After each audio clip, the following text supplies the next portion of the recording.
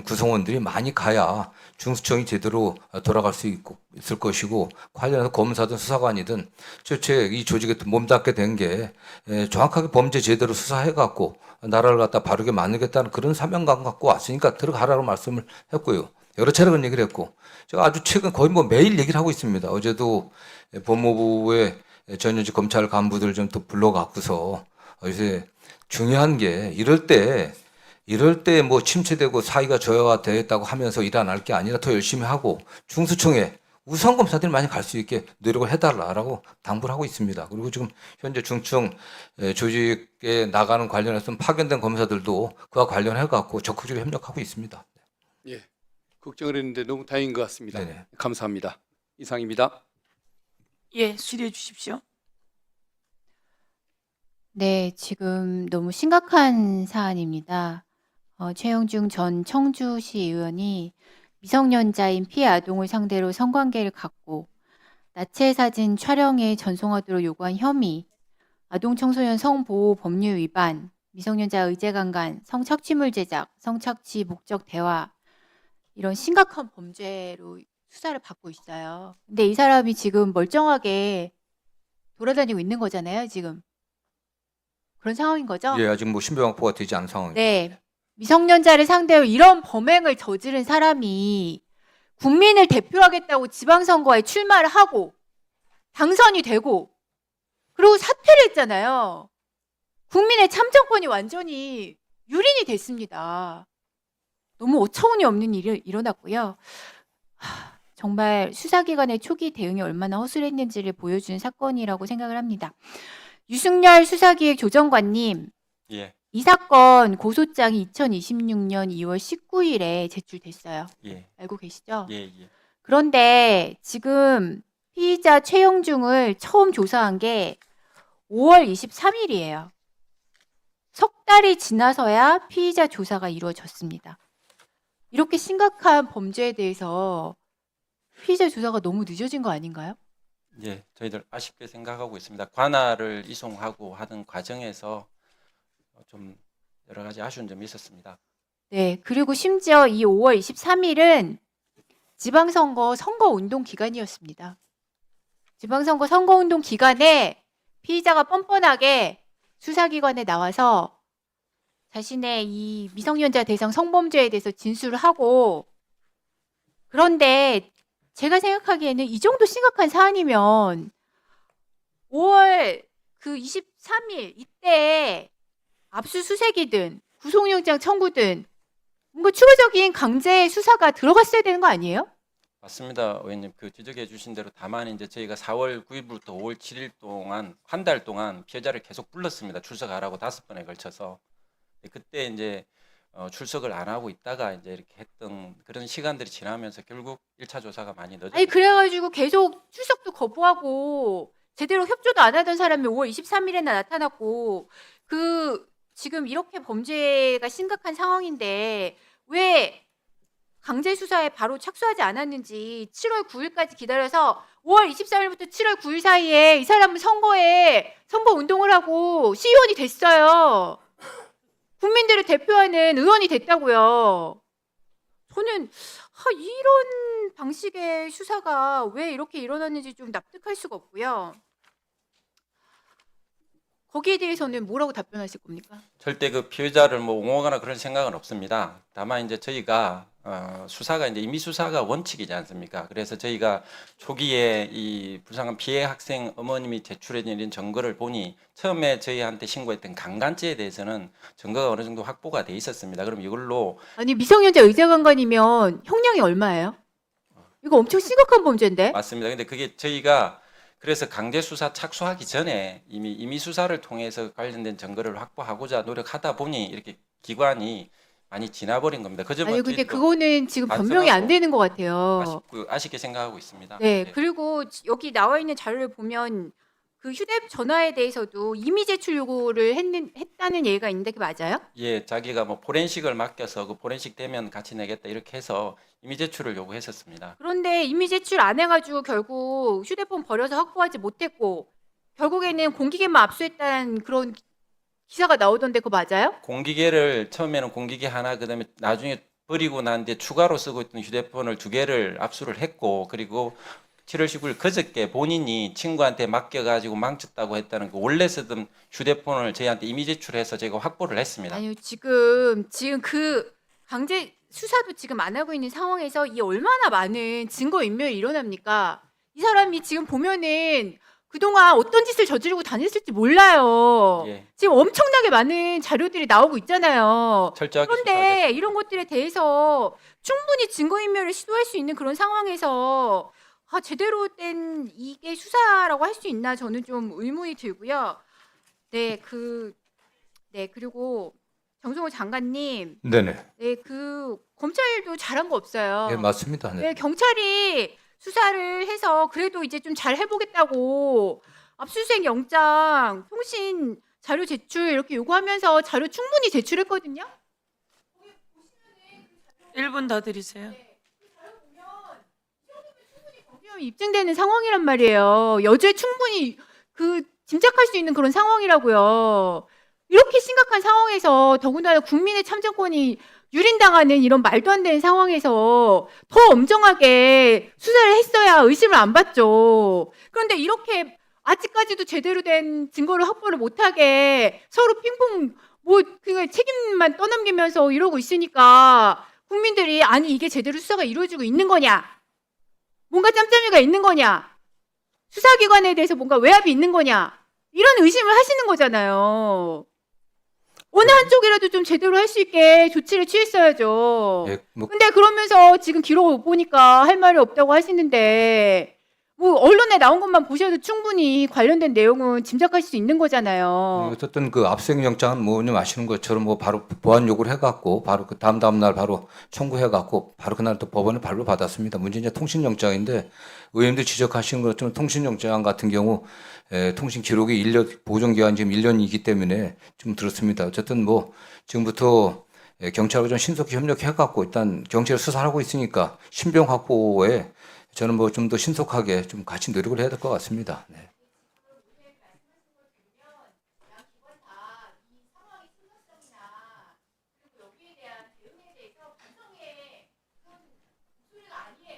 그렇지 않습니다. 왜냐하면 저는 뭐 이 문제에 관련해서는 제가 우리 검찰의 그 최초 언론 보고 나왔을 때도 엄하게 얘기를 드렸고요. 뭐 의원님 말씀하신 것처럼 이런 자들이 지금 국민의 대표자로 나아가고 지금 당선까지 되고 지금 뭐 사퇴하긴 했지만 그런 상황 아니겠습니까? 저도 지금 여러 가지 좀 의심을 하는 게 이 사람이 이 최영중 이 피의자가 저는 올해 좀 4월 1일 날 공천 저희가 좀 다른 자료를 좀 검토를 해보라고 하니까 4월 1일 날 공천 확정돼 갖고 가번을 받았습니다. 이미 지역사회에서는 가번 받았고 그냥 당선이다. 사실상 당선이다. 이런 평가를 받고 있었고 그 이후에 5월 달에도 여러 차례 이 사람과 관련된 기사들이 나왔습니다. 그럼에도 불구하고 이 사람이 출마까지 될 수 수사가 안 돼 갖고 이미 고소가 돼 있었는데 그게 방치돼 있었던 거거든요. 그런 과정도 저희들이 좀 면밀히 추후에 좀 보도록 하겠습니다. 네. 네, 네, 하여튼 뭐 저희들이 송치돼 오면은 지금 뭐 청주지검에 어떤 그래도 검찰 안에서 가장 우수한 이런 뭐 성창치범 수사에 관련해서 굉장히 우수한 역량을 갖고 있는 검사들이 있습니다. 저희들이 하여튼 팀을 짜서라도 한정 의혹이 없게 철저하게 저희들이 수사를 하도록 하겠습니다. 경찰 역시 송치되기 전에 파렴치범에 대해서 아까 박원정 의원님께서도 말씀해 주셨듯이 여죄, 저희는 별건이라고 하고 여죄라고 봅니다. 피해자의 여죄. 이 객관적으로 증빙된 자료에 의해서 정말 그 신빙성 있는 여죄가 많을 것 같습니다. 철저하게 밝혀서 검찰하고 협조해서 송치하겠습니다. 그 검사랑 협조가 되시겠어요? 말씀하신 것처럼 뛰어난 검사들이 있겠으나 통신 내역을 청구했을 때 기각시키고 저희가 이야기를 하는데도 계속 별건이라고 우기고 구속영장도 표지만 왔다고 하더니 한 줄 들어있다고 하더니 지금 내용이 다 들어있고 저는 기본적으로 믿고 싶습니다. 저희가 경찰이 잘 못할 때는 어떻게 할 건지 경찰이 많은 권력을 갖고 있게 될까 봐 걱정이다 하는 부분을 이야기하고 있습니다. 지금 그 부분에 대해서는 어떻게 할 건지. 그런데 검사가 영장으로 이렇게 기각시키고 저렇게 기각시키고 저렇게 기각시키고 이렇게 기각시키고 이런 상황을 한두 가지를 듣지 않고, 그리고 저희가 지적하는데 언론에 계속 언론 플레이를 해서 마치 우리가 험한 걸 지적하는 것처럼 이렇게 나오고 있어요. 그래서 깜짝 놀라고 있는데요. 저는 이런 상황 속에서 검찰에 대한 견제가 있어야 된다, 이런 생각을 하거든요. 그리고 오늘 행안부 장관님도 오셨는데 네. 오늘 이제 많은 국민들이 그런 걱정도 합니다. 지금 이제 경찰이 그 수사를 잘하는지, 경찰은 수사를 잘 못하고 그걸 견제를 검사가 해줬으면 좋겠는데, 이런 생각들을 많이 하고 있습니다. 장윤기 사건을 계기로. 제가 지금 이 자리에 와서 사실 네. 그 관련된 최영중입니다. 최영중 그 전 시의원 사건에 대한 내용은 와서 듣고 있는 입장입니다. 보도된 것 외에는. 그런데 이 말씀을 들으면서 드는 느낌은, 그렇게 유능한 검사들이 왜 사건 수사할 때는 어디가 있는 거예요? 그렇게 유능한 수사관들이 영장 신청할 때는 어디가 있는 겁니까? 저는 그 법무부에서도 검찰에 대해서 이 감찰 지시를 해야 된다고 봅니다. 그 검사 출신 지역위원장의 비호 가능성 대단히 높다고 보고요. 그 다음에 우리 그 경찰에 대해서도 마찬가지입니다. 이 시의원으로 등록이 돼서 공천받고 등록이 됐습니다. 주소, 이름, 주민등록번호가 있는데 피의자가 정치인이라는 사실을 해당 지역의 경찰관들이 모르고 있었다라는 것을 상상할 수가 없습니다. 도대체 어떤 외압 때문에 수사가 늦어졌는지, 그리고 당선돼서 시의원에 취임하고 난 뒤에야 영장 신청을 하게 됐는지, 이 과정에 대해서 필요하다 그러면 경찰청에 직접 그 감찰을 지시할 의사도 있다라는 말씀을 미리 말씀드립니다. 예, 경찰들이 잘 못할 때는 어떤 견제 방법이 있습니까? 지금 말씀처럼 감찰이 있고.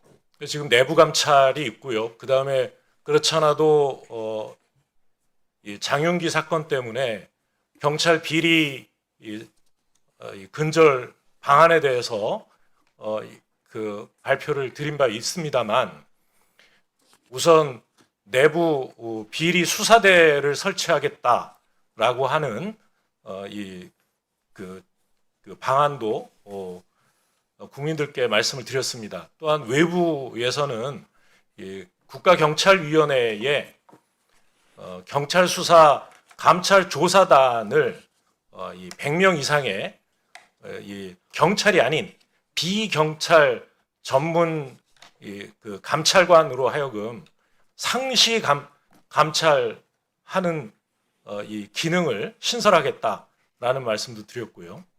또 그 가족이나 친족 관련된 사건에 대해서는 상피제를 제도화하겠다는 말씀도 드렸습니다.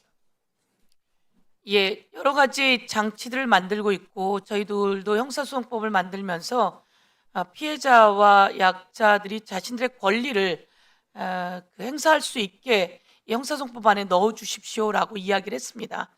그래서 그 내용을 저희가 좀 잘 담아 보려고 합니다.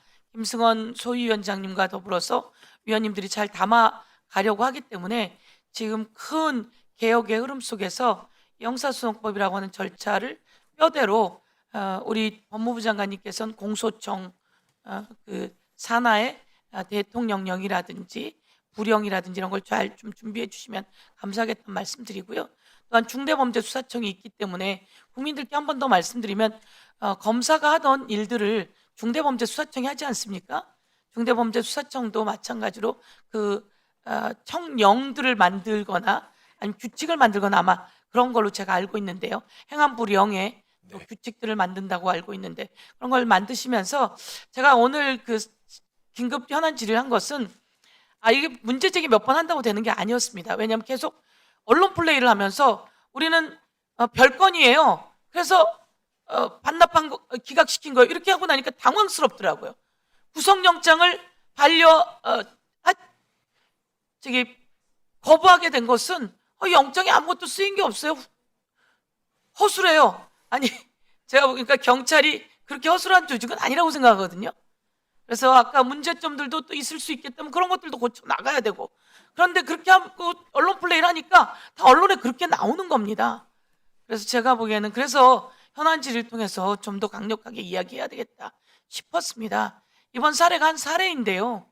예, 그래서 그런 법안들을 잘 저희가 하면 그 구체적인 실무적인 규칙이나 불형들을 잘 준비해 주시면 감사하겠다는 말씀드리고 오늘을 계기로 서로 견제하면서도 상호 협력해서 피해자의 보호를 두텁게 하고 범죄자는 끝까지 가서 처벌하게 하는 그런 조치가 취해지길 바라겠습니다. 예. 네. 예, 알겠습니다. 네. 다음은 박균택 의원님 질의해 주십시오. 법무장관님 네. 질문이 많아서 고생 많으십니다. 아닙니다. 뭐 당연히 해야 될 일인데요. 네. 예. 괜찮습니다. 네. 우리 이재명 대통령께서 그 야당 대표 시절에 이제 검찰 개혁에 관한 말씀을 몇 번 나눠볼 기회가 있었습니다. 네. 예, 하시는 말씀이 검찰 개혁을 정말 철저하게 해야 한다. 또 어떤 여러 가지 권한 남용이 불가능한 구조를 만들어야 한다는 말씀을 하면서도 이제 두 가지 말씀을 했던 것이 좀 인상적인 것 같습니다. 첫째는 검찰 개혁 때문에 국가의 수사력이 저하되는 현상, 범죄에 대한 대응력이 저하되는 현상이 생겨서는 안 된다. 네. 그리고 두 번째는 사건 그 당사자들의 어떤 인권이 침해되는 것을 보호할 장치가 공백이 생기게 해서는 안 된다. 예. 두 가지 말씀을 그렇게 하는 것을 제가 두 번 정도 들었기 때문에 그게 굉장히 인상적으로 좀 남아 있습니다. 그래서 저는 이제 지금 우리 중수청 설립이 되면은 그 어떤 공수처와 같은 그런 어떤 국민들께 그 실망을 수사력이 없어서 국민들께 그 실망을 드리지 않는 이런 결과를 가져오기 위해서라도 중수청이 정말 그 우수한 인재들이 많이 가서 수사력을 발휘할 수 있는 이런 여건을 만드는 것이 중요하다는 생각이 듭니다. 그렇다고 한다면 수사를 잘하는 인재가 검찰에만 있는 것도 아닐 것이고 또 경찰에도 있을 것이고 다른 기관에도 충분히 있을 수는 있겠지만 그래도 전통적인 관념으로 보면은 어떤 검사들 중에서 검찰 수사관들 중에서 수사 경험이 많고 실력 있고 전문성을 가진 사람들이 좀 많이 중수청으로 옮겨가서 일할 수 있는 구조를 좀 만들어줘야 할 것 같은데요. 어떻게 지금 그 우수 인재를 보내기 위한 노력들을 어떻게 하고 계신지 그게 궁금합니다. 일단 그 중수청 그 준비단에 파견단 검사들을 굉장히 우수한 자원으로 선발했습니다. 제가 직접 법무부를 불러갔고 적극적 협력하라고 요청을 했고요. 정말 거의 일부에서는 정성호 장관이 중수청의 어떤 설립에 이런 데서 좀 미온적이지 않냐라고 하는데 그렇지 않습니다. 정말 제가 검사들 만날 때마다 우수한 검사들 가야 된다. 검찰이 수사 조직이기 때문에 검찰은 수사를 전문으로 하는 조직 아니겠습니까? 수사를 전문으로 하는 검찰에 있던 구성원들이 많이 가야 중수청이 제대로 돌아갈 수 있을 것이고 관련해서 검사든 수사관이든 최초에 이 조직에 몸담게 된 게 정확하게 범죄 제대로 수사해갖고 나라를 갖다 바르게 만들겠다는 그런 사명감 갖고 왔으니까 들어가라고 말씀을 했고요. 여러 차례 그런 얘기를 했고 제가 아주 최근 거의 매일 얘기를 하고 있습니다. 어제도 법무부의 전현직 검찰 간부들 좀 또 불러갖고서 요새 중요한 게 이럴 때 침체되고 사이가 저하되었다고 하면서 일 안 할 게 아니라 더 열심히 하고 중수청에 우수한 검사들이 많이 갈 수 있게 노력을 해달라고 당부를 하고 있습니다. 그리고 지금 현재 중청 조직에 나가는 관련해서 파견된 검사들도 그와 관련해갖고 적극적으로 협력하고 있습니다. 예, 걱정을 했는데 너무 다행인 것 같습니다. 네네. 감사합니다. 이상입니다. 예.